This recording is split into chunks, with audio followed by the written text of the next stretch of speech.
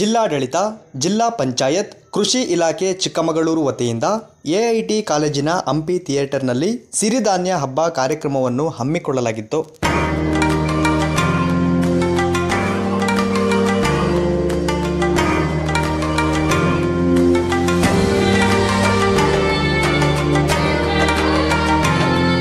ಶಾಸಕ ಎಚ್.ಡಿ. ತಮ್ಮಯ್ಯ ಅವರು ಜ್ಯೋತಿ ಬೆಳಗುವುದರ ಮೂಲಕ ಉದ್ಘಾಟಿಸಿ ಕಾರ್ಯಕ್ರಮಕ್ಕೆ ಚಾಲನೆ ನೀಡಿದರು. ಈ ಸಂದರ್ಭದಲ್ಲಿ ಮಾತನಾಡಿದ ಅವರು, ಹೆಚ್ಚು ಇಳುವರಿಗಾಗಿ ರಾಸಾಯನಿಕ ಗೊಬ್ಬರ, ಕೀಟನಾಶಕ ಬಳಸುತ್ತಿರುವುದರಿಂದ ನಮ್ಮ ಆರೋಗ್ಯದ ಮೇಲೆ ವ್ಯತಿರಿಕ್ತ ಪರಿಣಾಮ ಬೀರುತ್ತಿದೆ.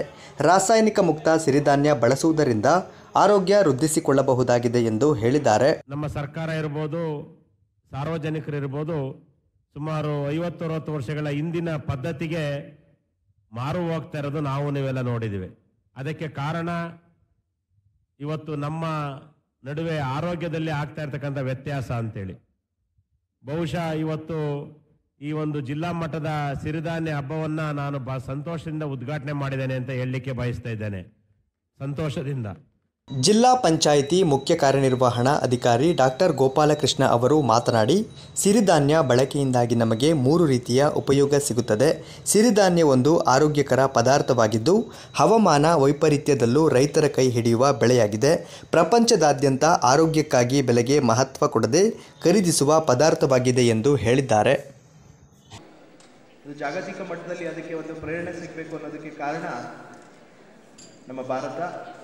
ನಮ್ಮ ಭಾರತದ ಒಂದು ಪ್ರಸ್ತಾವನೆಗಳಿಂದ ಈ ವರ್ಷ ಯುನೈಟೆಡ್ ನೇಷನ್ಸ್ ಅವರು ಇದನ್ನು ಈ ವರ್ಷನ ಇಂಟರ್ನ್ಯಾಷನಲ್ ಇಯರ್ ಆಫ್ ಮಿಲೆಟ್ಸ್ ಅಂತ ಹೇಳಿ ಡಿಕ್ಲೇರ್ ಮಾಡಿದ್ದಾರೆ. ಆ ಒಂದು ಕಾರ್ಯಕ್ರಮದ ನಿಮಿತ್ತನೇ ಇವತ್ತಿನ ದಿನ ನಾವು ಇಲ್ಲಿ ಒಂದು ಹಬ್ಬನ ಆಚರಿಸ್ತಿರೋದು. ಈ ಒಂದು ಸಿರಿಧಾನ್ಯ ಪೌಷ್ಟಿಕಾಂಶದ ಆಗರ ಆಗಿದೆ. ಸಾಕಷ್ಟು ನಮ್ಮ ಏನು ಈಗಿನ ಕಾಲದ ನಮ್ಮ ಜೀವನ ಶೈಲಿಯಿಂದಾಗಿ ನಮ್ಗೆ ಏನು ಒಂದು ಲೈಫ್ ಸ್ಟೈಲ್ ಡಿಸೀಸ್ ಅಂತ ನಾವು ಹೇಳ್ತಿರೋ ಡಯಾಬಿಟಿಸ್ಗೆ ಅದು ರಾಮಬಾಣವಾಗಿ ಕೆಲಸ ಮಾಡ್ತಿದೆ.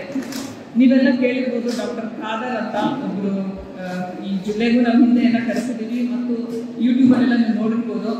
ಅವರು ಹೇಳೋ ಪ್ರಕಾರ ಸಿರಿಧಾನ್ಯದಿಂದ ಬಹಳಷ್ಟು ಸಮಸ್ಯೆಗಳನ್ನ, ಅಂದರೆ ಆರೋಗ್ಯಕ್ಕೆ ಸಂಬಂಧಪಟ್ಟಂತಹ ಬಹಳಷ್ಟು ಸಮಸ್ಯೆಗಳನ್ನ ನಾವು ಅನೇಕ ರೋಗಗಳನ್ನ ಹೋಗಲಾಡಿಸಬಹುದು ಅಂತ. ಹಾಗಾಗಿ ಇದಕ್ಕೆ ಬಹಳಷ್ಟು ನಾನು ಎಲ್ಲರೂ ಅರ್ಥ ಆಗೋದು ಹೇಳಬೇಕು ಅಂತ ಹೇಳಿದ್ರೆ, ಬಹಳಷ್ಟು ರೋಗಗಳನ್ನ ಬರದೇ ಇರೋಂಗೆ ನೋಡ್ಕೊಳ್ಳೋಕೆ ಮತ್ತೆ ಬಂದಿದ್ದನ್ನ ಇನ್ನೂ ಹೆಚ್ಚಿಗೆ ಮಾಡದೇ ಇರೋರಿಗೆ ಮಾಡುವಂತಹ ಶಕ್ತಿ ಈ ಒಂದು ಸಿರಿಧಾನ್ಯಕ್ಕಿದೆ. ಧಾನ್ಯಗಳು ಹೊರಟೋದು ಯಾಕೆ ಅಂತ ಹೇಳಿದ್ರೆ, ಸಿರಿಧಾನ್ಯಗಳನ್ನ ಬೆಳೆಯೋದು ಒಣ ಬೇಸಾಯ ಪದ್ಧತಿಯಲ್ಲಿ ಮಾತ್ರ ಸಿರಿಧಾನ್ಯ ಬೆಳೆಯೋದು. ಇನ್ನು ನೀರಾವರಿ ಮತ್ತು ಹೆಚ್ಚು ಮಳೆ ಬರ್ತಕ್ಕಂಥ ಪ್ರದೇಶಗಳಲ್ಲಿ ನಾವು ಬೇರೆ ಬೇರೆ ಬೆಳೆನ ಬೆಳೆಯೋಕ್ಕೆ ಶುರು ಮಾಡೋದು. ಆಹಾರದ ಅಭಾವನ ನೀಗಿಸೋಕ್ಕೋಸ್ಕರ ರಾಗಿ ಮತ್ತು ಇದು ಜೋಳ, ಭತ್ತ, ಗೋಧಿ ಇದಕ್ಕೆ ಹೆಚ್ಚು ಮಾನ್ಯತೆ ಕೊಟ್ಟಿದ್ದರ ಪ್ರಭಾವ ಇವತ್ತು ಇಡೀ ಏನು ನಮ್ಮ ದೇಶದ ಜನಗಳ ಆರೋಗ್ಯದ ಮೇಲೆ ಅತ್ಯಂತ ಕೆಟ್ಟ ಪರಿಣಾಮ ಬೀರಿದೆ ಅಂತ ಹೇಳಬೇಕಾಗುತ್ತೆ. ಕಾರ್ಯಕ್ರಮ ನಡೆಯಿತು. ನಮ್ಮ ಪ್ರಧಾನಮಂತ್ರಿಗಳು ಈ ಕಾರ್ಯಕ್ರಮದಲ್ಲಿ ಇದ್ದರು. ಇವತ್ತಿನ ಟೆಂಪ್ರೇಚರ್ 1.5 ಏನಿದೆ 2.5ಕ್ಕೆ ಹೋಗ್ತಾ ಇದೆ. ಅದನ್ನು ನಾವು ಹೇಗೆ ಕಂಟ್ರೋಲ್ ಮಾಡಬೇಕು ಅನ್ನೋದ್ರ ಬಗ್ಗೆ ಚಿಂತನೆ ನಡೆಯಿತು. ಅದಕ್ಕೆ ಪೂರಕವಾಗಿ ನಾವು ಸಹ ಈ ಸಿರಿಧಾನ್ಯವನ್ನು ಬೆಳೆದು ಮಾರುಕಟ್ಟೆ ಮಾಡಬೇಕು. ಅನುಗ್ರಹ ಅನ್ಸುತ್ತೆ.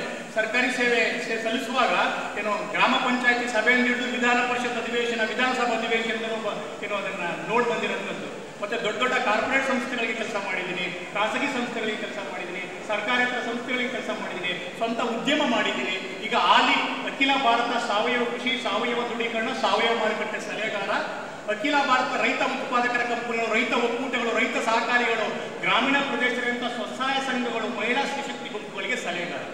ಕಾರ್ಯಕ್ರಮದಲ್ಲಿ ನಗರಸಭೆಯ ಅಧ್ಯಕ್ಷ ವರಸಿದ್ದಿ ವೇಣುಗೋಪಾಲ್, ಜಿಲ್ಲಾ ಕೃಷಿಕ ಸಮಾಜದ ಅಧ್ಯಕ್ಷ ನರೇಂದ್ರ ಬಿಸಿ, ಎಐಟಿ ಕಾಲೇಜಿನ ಪ್ರಾಂಶುಪಾಲರು ಜಯದೇವ್, ವಿವಿಧ ತಾಲೂಕುಗಳ ಕೃಷಿಕ ಸಮಾಜದ ತಾಲೂಕು ಅಧ್ಯಕ್ಷರುಗಳು ಹಾಗೂ ರೈತ ಸಂಘದ ಮುಖಂಡರು ಸೇರಿದಂತೆ ವಿವಿಧ ಇಲಾಖೆಗಳ ಅಧಿಕಾರಿ, ಸಿಬ್ಬಂದಿಗಳು ಹಾಗೂ ಕೃಷಿ ಇಲಾಖೆ ಅಧಿಕಾರಿಗಳು ಉಪಸ್ಥಿತರಿದ್ದರು.